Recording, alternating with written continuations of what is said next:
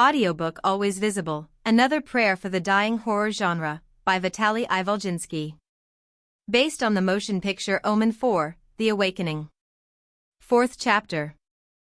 Little girl was brought out of her memories by the first drops of rain lashing the window glass.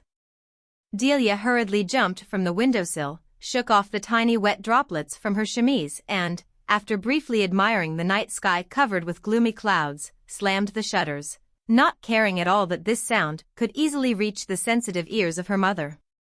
Baby girl deliberately did not close the curtains. She wanted the sun's rays to penetrate into her room in the morning, which would give her a little warmth and light, which she had been missing so much lately. She turned her back to the window and walked towards her bed. Making sure no one is there, oh those childhood fears. Delia pulled back the edge of the covers and sank onto the cold sheets, but she was in no hurry to lie down. Instead, she sat on the edge of the bed and began to slowly rock back and forth, as if in a rocking chair. An almost dreamy smile wandered across her concentrated face. It seemed as if she was imagining herself standing on the deck of a small yacht sailing on the waves of the endless sea. Be that as it may, the rhythm in which she swayed did her good. By the time it was already raining outside, Delia had already mastered her emotions and leaned back on the pillow with a smile on her lips. However, she still couldn't sleep. All she could achieve was to replace one memory with another. Pulling the blanket over herself, Delia fixed her unblinking eyes straight on the ceiling and immediately plunged into the peaceful stupor that was so characteristic of her that night. No one interfered with this process. The mother, apparently, had been sleeping was like a light a long time ago, since not a single sound from her daughter's bedroom woke woman up, which she would have perceived as an alarm signal. As for her father, Delia wasn't even sure whether he was actually in the house right now. Who knows, maybe he stayed overnight at his friend's apartment, as he often did when he's got a deadline at work. The girl continued to feel worried about her adult friend. It seemed to her that Jordan was languishing somewhere in captivity at that moment, like the youthful Sagamore from the fairy tale that she heard while visiting a Jussie Jaff. Delia still remembered the day when, for the first time in 2 months of their relationship, she did not find a Jussie Joe in his own house, not counting, of course, those moments when he went to the center on business. This was about a day after her visit to his close friend. At first, for no apparent reason, the parents took the girl to the gynecologist, youngish Mr. Madison Fraser, who, casually, one might even say, for show, examined her feminine nature, told gloomy mother of Delia that her daughter everything is exactly as she suspected, released his patient on all 4 sides.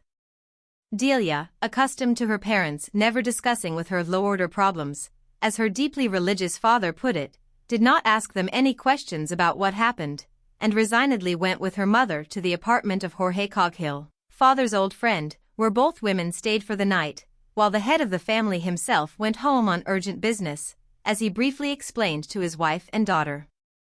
The next morning Delia was woken up by the owner of the apartment, a gray-haired and tall man, Mr. Coghill himself. Having treated his guests to coffee and toast, he shared with Delia's mother 2 meaningless pieces of news from the life of New York bohemian, and then invited them to some very significant event, but the mother politely refused Mr. Coghill and, citing lack of time, hurried away with daughter, left him alone with his wife, Mrs. Susan Coghill, as old and tall as her spouse. Throughout the next day, Delia was extremely uncommunicative with her family. When little girl got home on the bus, she didn't even say hello to her father, who greeted both of his women with an uncharacteristic sense of tact and tolerance.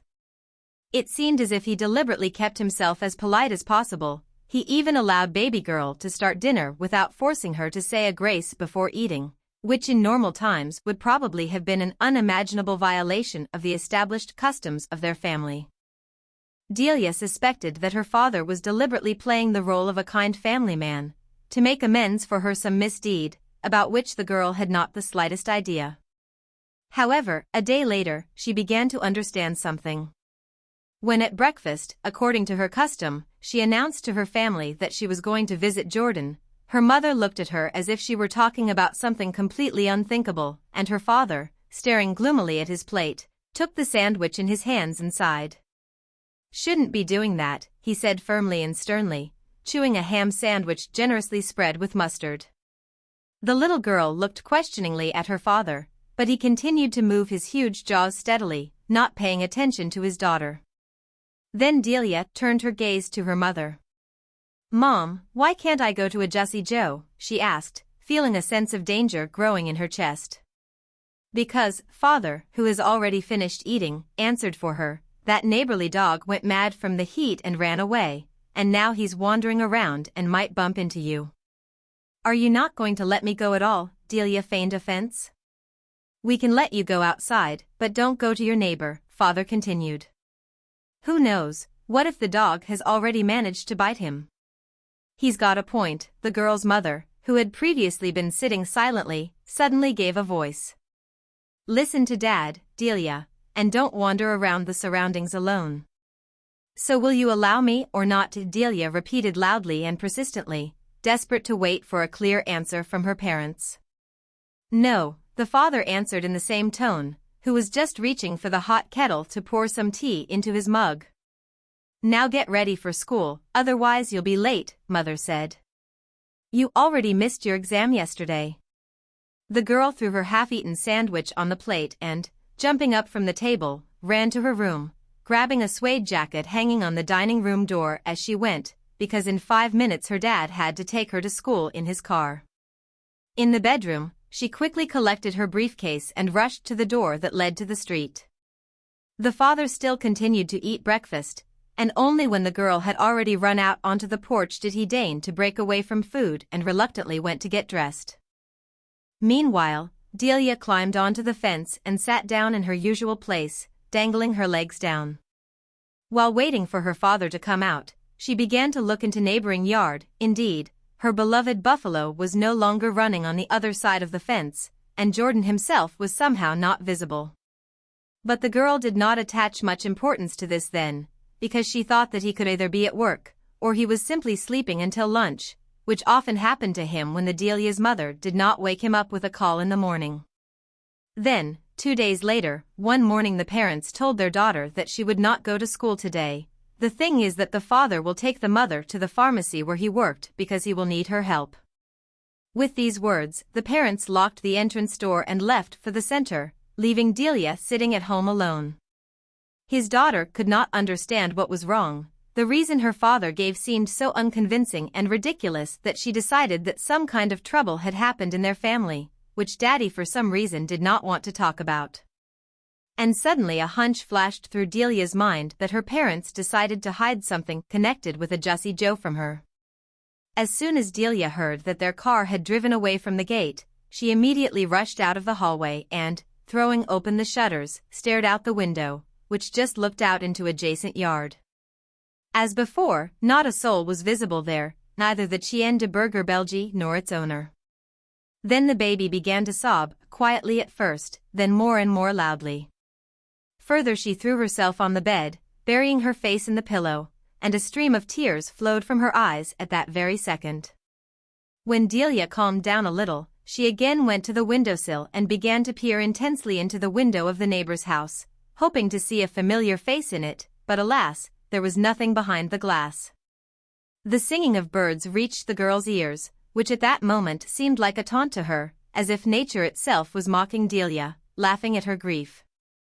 The poor thing wanted to cry again, but she didn't have the strength left to do so. Then she made an effort and tried to pull herself together, but the feeling of trouble hanging over Delia's head did not leave her until her parents returned. When the whole family gathered at the table in the evening, the girl noticed that the adults were clearly upset about something. One could feel tension and some kind of impotent anger in their movements. After reading the grace, they were silent for a minute or two, in no hurry to start eating, while her dad looked preoccupied and sad, and her mother was unusually quiet and absorbed in her thoughts. Soon the father, exchanging glances with his wife, suddenly turned to his daughter, who was sitting on his left hand. "Delia," he said with effort, turning to her. "I want to ask you for one favor." At these words he swallowed the lump that had risen in his throat. "What you means, Daddy, like holy innocence?" the girl asked. Delia could not imagine what he would ask for, but, sensing something was wrong, she instinctively tucked her legs under the chair and, looking up at her father, saw a strange sparkle in his eyes. "Forget about him," he said as he skated off. "About this Jordan," father added gloomily. The girl was ready to hear anything, but not this. Although, to be honest, from the very first day of moving to Portland, Delia suspected her father of hating his neighbor with all his heart, but she had never heard her dad express his dislike publicly before. Therefore, when the head of the family uttered these 6 words, they had no less effect on the girl than the very fact that Uncle Joe, along with Buffalo, had never deigned to please Delia with their presence in their former place. The stunned little girl silently looked at her father, not finding the strength to speak. She only pressed herself tighter into the back of the chair and batted her eyelashes, as she often did in a state of extreme shock. Soon Delia managed to pull herself together and lick her lips, which were dry from excitement. "Why, Dad," the girl stammered, constantly looking at the old man's wrinkled face.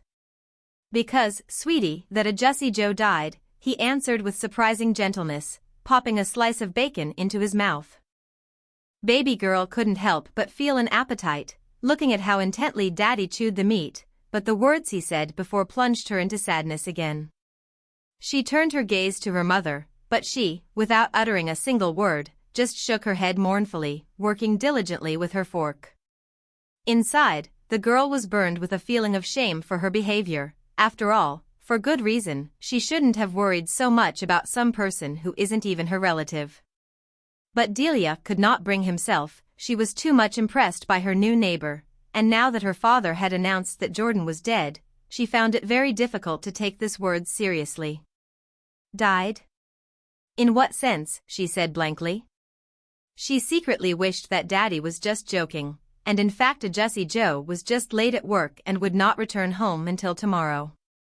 Delia tensely waited for an answer, but her father was in no hurry with him. Instead, he continued to devour pasta, thickly sprinkled with mushroom sauce, on both cheeks. Finally, having finished his portion, he wiped his greasy lips with a napkin and cleared his throat. "There is such a disease, called cancer," father began from afar. "I don't see how this is," she wanted to intervene, but her father raised his palm imperiously, and daughter had to be silent. "When a person smokes and drinks a lot," continued the old man, "then his body gradually withers like a plant, which no one watering." Delia could not help but note to herself that this analogy was completely out of place in this situation, but what can you do? Her father was just a medicine salesman, so it would be very reckless to expect beautiful metaphors and comparisons from him. Delia measured her father with a cold gaze, but he did not seem to notice the reproach in her eyes and poured himself another cup of tea. But her mother finally decided to intervene in their conversation. She threw her head back and, looking somewhere at the ceiling, began to stir with a spoon in her cup. "A good child's a docile child," she said detachedly. "It's a very correct observation." Her husband nodded his head. Their daughter was suddenly overcome with a feeling of righteous anger, as if her mother's moralizing remark had humiliated her, putting her on par with those pompous, mindless child models she had seen on television screen or on advertising boards. Delia could hardly contain herself, and all she could do was get up from the table and loudly stomp her foot. "You'll be telling me," she exclaimed throughout the dining room, "that the parents has no need of genius or thinkers, they need witless implementers." The next second, she immediately ran out of the dining room, without having tried the delicious dishes that her mother had been tirelessly preparing for almost an hour before. After watching her daughter, the mother turned to her spouse. It was clear from her face that the girl's words made a strong impression on her. "Santo Deus," in Portuguese she said quietly but very expressively. "Do you know what she did?"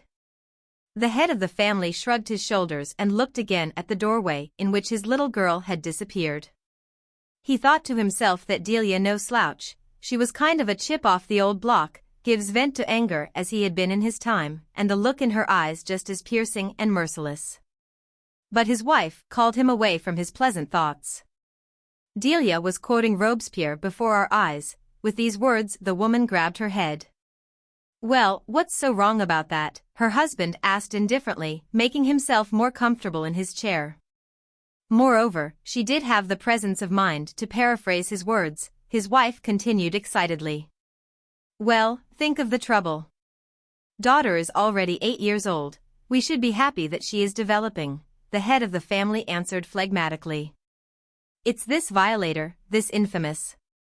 Delia's mother stopped mid-sentence, as if she was very unpleasant to say the name of the person who, in her opinion, taught her daughter some bad things. The father realized who she meant and stopped smiling. You can rest easy, honey, he said seriously, looking away to the side. We taught this varmint a lesson, and he will never dare to even get near our daughter again, though he might wish he could. The sincere malice with which he uttered these words was instantly transmitted to his wife, causing her anemic face to become covered with red spots. She raised her head high and said proudly, Sim, Corrido. We took revenge for the insulted honor of our family. From now on, no one will dare to look askance at our girl. The father's face softened, but the expression of deep concern remained in his eyes. He thought for a moment, which could not have escaped the attention of his better half, who, noticing the change in his mood, stopped her ranting and looked at her husband with sympathy. What are you thinking about, my joy? She cooed. You didn't like my tetrazzini? She was referring to the pasta she served to her entire family. No, air that I breathe, he answered. The dinner was beyond all praise, and I'm sure you were very tired when you prepared it for me and our baby. His spouse sighed with relief and leaned back in her chair. And therefore, continued the old man, I thought that you, blood in my veins, should take another person as your assistant, so that he would take care of our. He didn't have time to finish his flattering speech. His wife, who had previously been quietly dozing at the table, in the blink of an eye woke up from her sleep and, in a frenzy, swung at him a porcelain sugar bowl, which she grabbed from the table. Take it easy, heavenly bliss, said the father of the family, who reacted in time to the sudden thrust of his other half. I am not heavenly bliss, the woman shouted in rage and hit her husband on the head with a saucer from a coffee cup. But listen, pleasures I've missed, the old man begged, rubbing his bump. What's wrong with hiring a nanny to look after our daughter? I will not tolerate some hoity-toity ninny with the wind in her head deciding for me how to educate my Delia, my sacrosanct little one, the mother of the family said.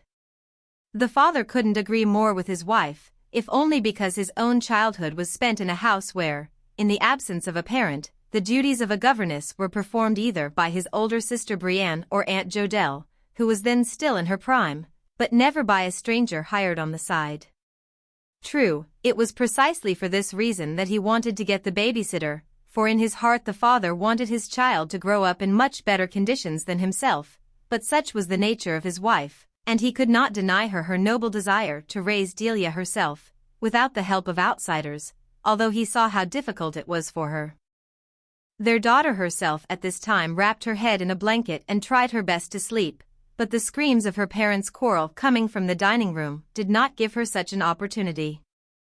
Delia, although she was still too young, already understood what a heavy burden, to be a god's slave, and therefore she did not particularly complain about her fate, sometimes only sneaking a glance out the window, still hoping that her dear Jussie Joe was about to return to his home and take her away, if not forever, then at least for a while.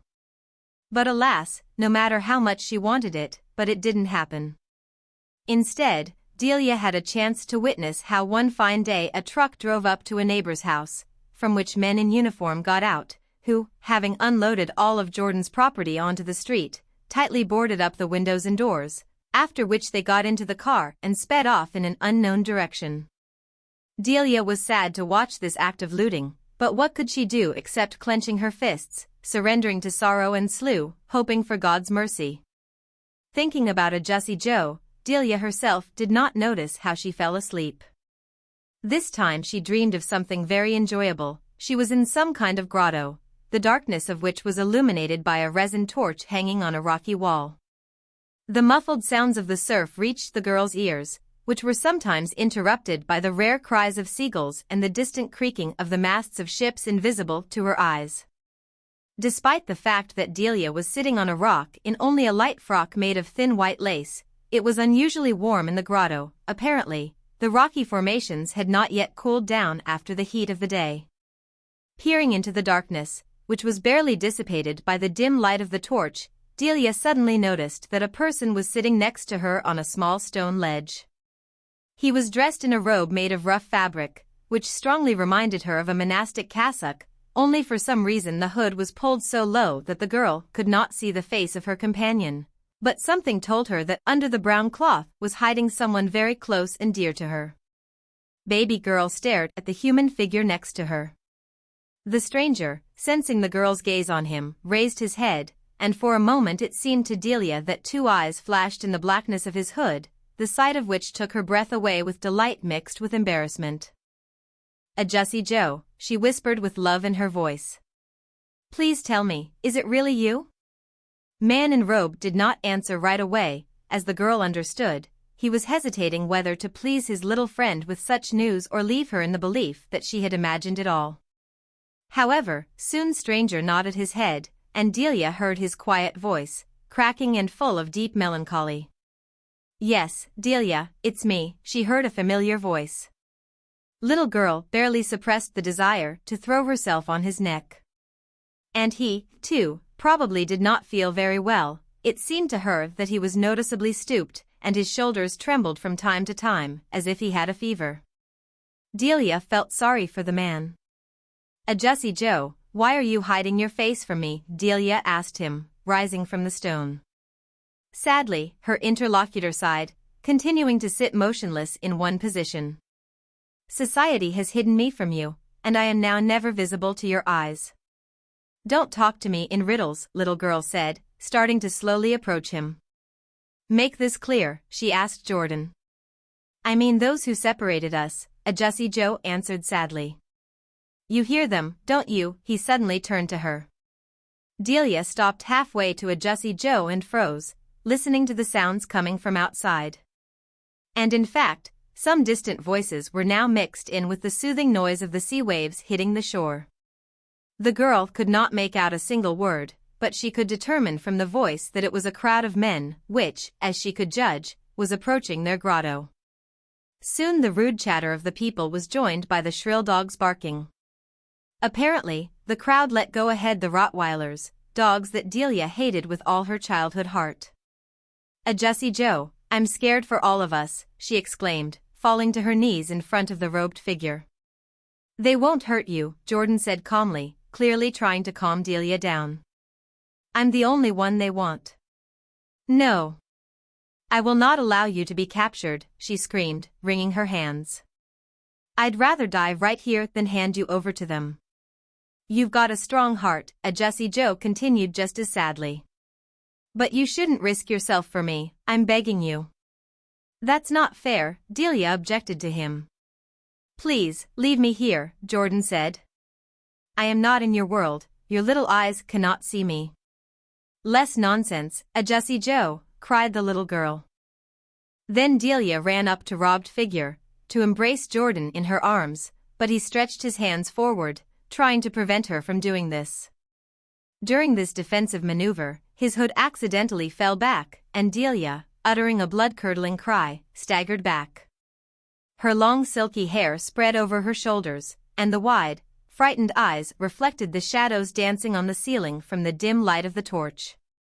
Under the brown cloth, which still retained the outline of the human figure, there was absolutely nothing. Through the neck Delia saw only the inside of the cassock.